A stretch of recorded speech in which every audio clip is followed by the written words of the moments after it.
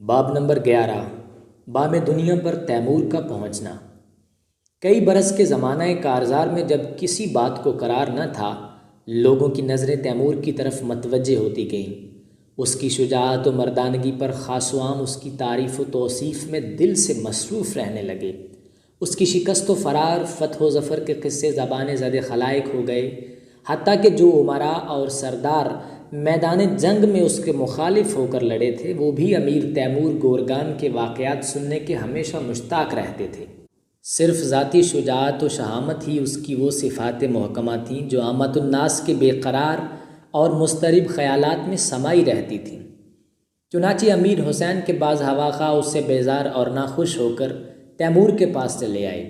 منگلی بوغا، جو قدیم خانہ بدوش سرداروں میں سے نسل مغل کا ایک عالی سردار تھا، امیر حسین سے بغیر کچھ کہے سنے یا اسے اطلاع کیے گھوڑے پر سوار آیا اور مرکب سے اترا اور امرائے تیمور کے حلقے میں بے تکلف جا بیٹھا۔ یہی منگلی بوغا ایک زمانے میں تیمور کے شدید مخالفوں میں تھا۔ ایک مرتبہ 6000 سپاہ ملنے کی شرط پر تیمور کو گرفتار کرنے کا بیڑا اٹھا چکا تھا، مگر اب وہ یہ کہتا تھا، امیر تیمور کا میں نے نمک کھایا ہے، اب میں کسی کا منہ تکنے والا نہیں۔ حقیقت یہ ہے کہ تیمور کی بے خوف و خطر سرداری اور پیشوائی، اس کے امراء اور سرداروں کی خیرخواہی اور وفاداری، یہی دو چیزیں تھیں، اور ان سے بڑھ کر کوئی دوسری چیز نہ تھی جس پر اس وسیع سلطنت کی، جسے تاریخ میں سلطنت تیموریہ کہا جاتا ہے، بنیاد قائم ہوئی۔ اس زمانے سے چند سال بعد یہ کام منگلی بوغا ہی کا تھا کہ محض اپنی ہوشیاری اور ذہانت سے امیر تیمور کے لیے ایک لڑائی جیت لی۔ تاتاریوں کا ایک گروہ جو اور تاتاری گروہوں سے بالکل علیحدہ آباد تھا، ترکمانان سفید میش کے سردار کرا یوسف سے اس زمانے میں برسر جنگ تھا۔ تیمور کی سپاہ کو ترکمانوں نے ہر طرف سے دبایا اور یہ سپاہ سمجھی کہ اب لڑائی سر کرنی ممکن نہیں۔ اس حالت میں منگلی بوغا فوج کے اور سرداروں سے علیحدہ ہو کر زمین پر کوئی چیز ڈھونڈنے لگا۔ یہ چیز اسے جلد مل گئی، مگر وہ کیا تھی؟ ایک سر مڑے لمبی داڑھی والے ترکمان کا کٹا ہوا سر تھا۔ اس کٹے ہوئے سر کو منگلی بوغا نے اپنے نیزے کے پھل پر اٹھا لیا اور مرکب کو مہمیز کر کے تاتاریوں کے ہراول میں چلاتا ہوا آیا کہ کرا یوسف مارا گیا۔ تاتاریوں کے دل بڑے اور ترکمان جو قریب تھے پیدل ہوئے، اور اب کچھ دیر نہ گزری تھی کہ ترکمان میدان سے بھاگے، اور اس فرار میں عجیب بات یہ تھی کہ کرا یوسف زندہ و سلامت، مگر دل میں بیچو بیچ تاب کھاتا ان کے ساتھ موجود تھا۔ ان ہوشیار اور بہادر تاتاری سرداروں نے کئی بار اپنے آقا تیمور کی جان بھی بچائی تھی، اور ایسی حالت میں کہ جان جانے میں کچھ باقی نہ رہا تھا۔ چنانچہ ایلچی بہادر کا ایک قصہ اسی قسم کا مشہور ہے۔ یہ تاتاری سردار بھی نپولین کے سردار مراد کی طرح اپنی ٹوپی میں پر لگاتا تھا اور موزے زریں پہنتا تھا۔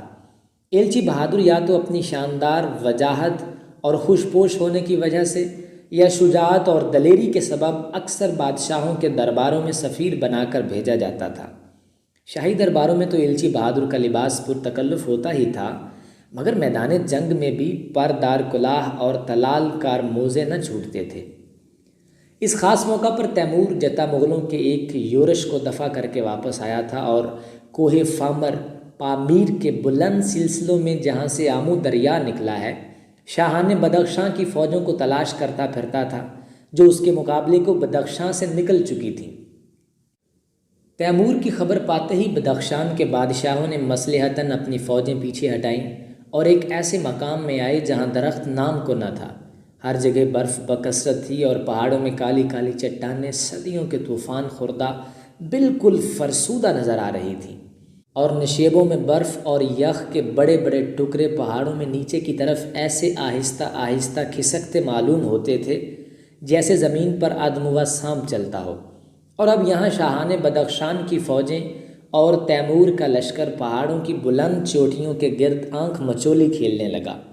فوج کا یہ حال تھا کہ کبھی 1000 فٹ کی بلندی سے ڈھلانوں کو طے کرتی ہوئی نیچے آتی تھی، اور کبھی برف کے طوفان فرو ہونے کے انتظار میں پہاڑوں کے گوشوں میں بھیڑوں کی طرح سکڑ کر بیٹھ جاتی تھی۔ اسی حال میں تیمور کے پاس ایک قاصد خبر لایا کہ اس کی فوج ہراول کو شکست ہو گئی ہے، اور بدخشانی سپاہی بقیت السیف کو دستگیر کیے اور دوسرے درۂ کوہ کی طرف کوچ کر رہے ہیں۔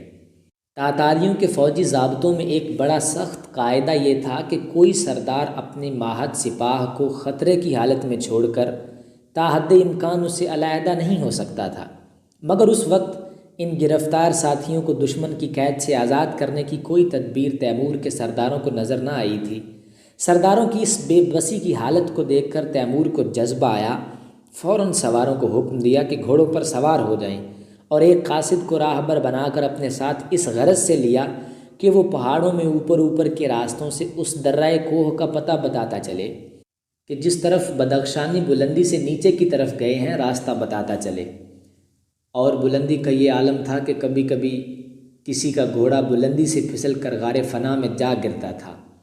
فوج ان راستوں میں آہستہ آہستہ چلی، مگر تیمور درے کی طرف اس تیزی سے بڑھا کہ جب وہاں پہنچا اور درے پر قبضہ کرنا چاہا تو صرف 13 سوار اس کے ساتھ تھے، باقی پیچھے رہ گئے تھے۔ ان 13 میں ایلچی بہادر بھی تھا۔ اس تنگ درے میں تیمور ایک اونچے پہاڑ پر جا کھڑا ہوا اور بدخشانیوں کی فوج جو سامنے پڑتی تھی اس سے تیروں کی لڑائی شروع کر دی۔ بدخشانیوں کے مقدمۃ الجیش میں اس وقت صرف 50 سپاہی تھے، لیکن ان کے پیچھے 200 بدخشانی اور تھے جو جلد آ کر ان میں ملنے والے تھے۔ اب یہ جمعیت بھی درے میں آتی نظر آئی۔